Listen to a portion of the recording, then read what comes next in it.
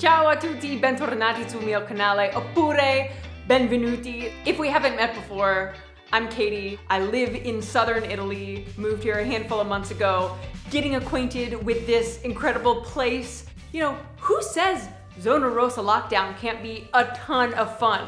I mean, my last Saturday night was basically a party. I'm obviously kidding. It's an exciting Saturday night here in Trani, Italy. We're watching a game show that's on TV. L'eredità. It's on Rai Uno. I have to say, È buona pratica per l'italiano perché le parole italiane. sì, è buon per il nostro lessico. And I spoke with a friend who shared his experiences. Hi Katie, there are many Italian game shows you can watch. The one I like the most is called L'Eredità, and in the last part of the game you have to find a word that fits with the other words that are given. Giusto! So it's a way also to test yourself. You should try that. For all my friends watching this video trying to learn Italian, he teaches Italian, so you should follow him on Instagram. So then I asked all of you, what are some of the classic Italian game shows that I should watch? You gave me some contemporary game shows to check out. You also gave me some kind of throwback game shows, which I have to say are my favorite. Because as a child growing up in America, what I think of when I think of game shows are Double Dare, I think of Legends of the Hidden Temple, Whose Line Is It Anyway? I mean, all these really fun things that just are very nostalgic for me now. While we're stuck at home, let's watch some Italian game shows. Questo mi interessa perché sono una studentessa di italiano. La lingua, la cultura. I think that the language brings with it a message and the mentality also of a people, of a culture. Ci sono migliaia di cose da fare. Allora, adesso, oggi, game shows. Gioco a premi. Quiz televiso. Perché no? So the first one I'll start with is called Passaparola. Now I know what Passaparola means, right? It's word of mouth. So I'm wondering what this game show is gonna be like. Let's watch. Bene, grazie a voi. Ciao Jeff. Hold up, pause right away. I recognize this guy. I've seen him on the Who Wants to Be a Millionaire Italy version. And I remember when I was watching it, I was like, this guy, I mean, if in America we had Regis Philbin, who's like, was a beloved broadcaster in America, this guy must be well practiced. He's been in the business for a long time, and here it is. He was the host of Passaparola. My theory was proven right. So this is from the year 2000, this episode I'm watching. But, whoa. Why are the women always so scantily dressed? Like, oh my God.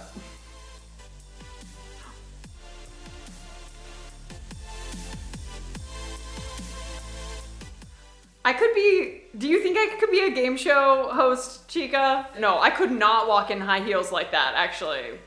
Corrected. That outfit.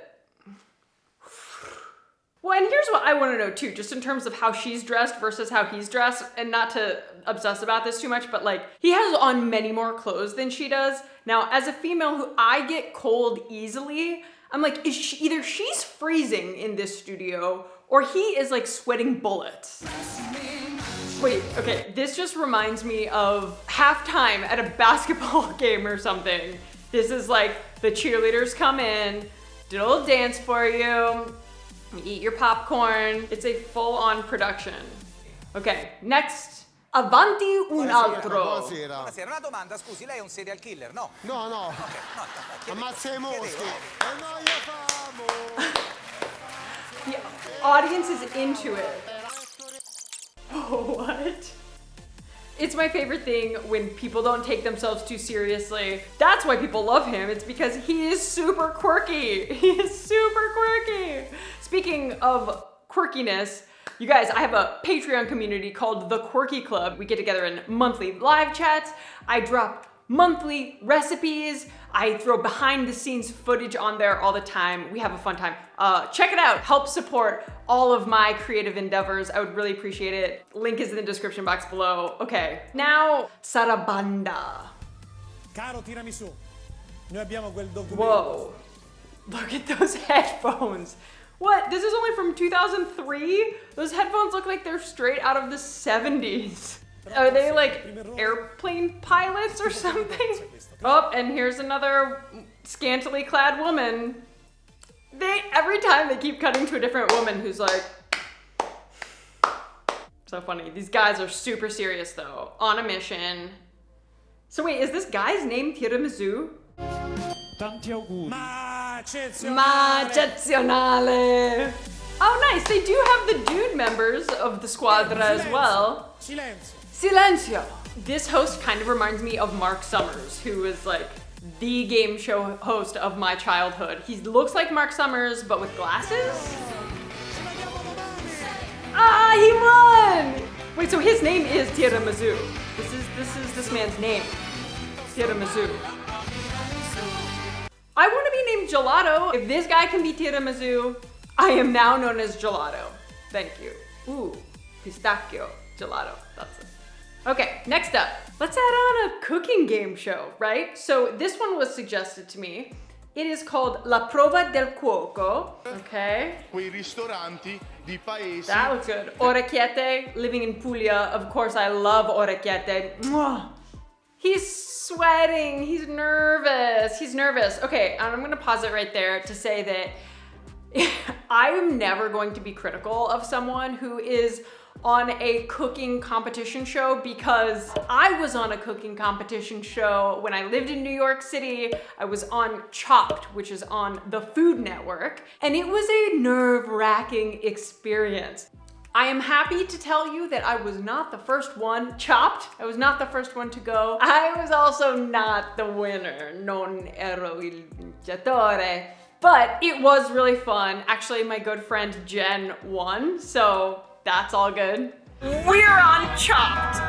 It was good and crazy. It was all the things. It was the Web Stars episode on the Food Network, so you can Google that, see it all. Oh, it was the puff pastry that killed me, the puff pastry. So back to this poor guy who's sweating up a storm over here.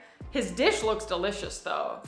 Bentornati alla Prova del Cuoco. Bentornati alla Prova del Cuoco. Sto cercando di migliorare il mio accento. The glasses situation, obviously you know that I love myself some good glasses. I'm loving the glasses situation of these contestants right now. I like this hostess. She's like, she seems just so warm and friendly. Alzate. Okay, wait, so this concept is similar where they don't know what is going to be the ingredient under it. So this is actually really similar to what I experienced with Chopped. Parsley say. Dimo! Dimo. Dai, ci siete? I feel like all of the game shows, all of the entertainment competitive shows in America have turned like so cutthroat. They're all super intense. It's like life or death. And like that is the concept in which they keep you hooked, right? All of these, I'm getting the sense, they're all really fun. They're lighthearted, and they keep you hooked by doing silly things, goofy things, by changing it up a lot, by having different people come in. So they hook you with a more lighthearted entertainment vibe. And like, personally, I really like that. Why make something seem really life or death when it's not?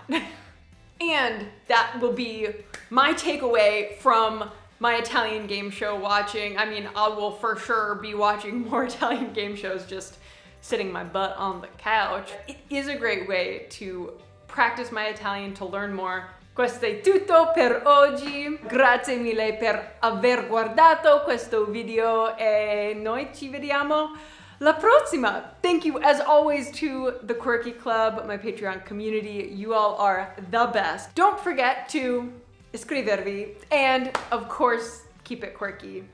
Bye! You guys also suggested a bunch of things that are not game shows. They're just like things that you thought I would enjoy. Thank you. One of which was the suggestion that I check out Philippe Daverio, who I am now kind of in love with because he is such an interesting presenter. So anyway, thanks for all of the suggestions, whether they were on the topic of game shows or not. Grazie per tutti I suggerimenti.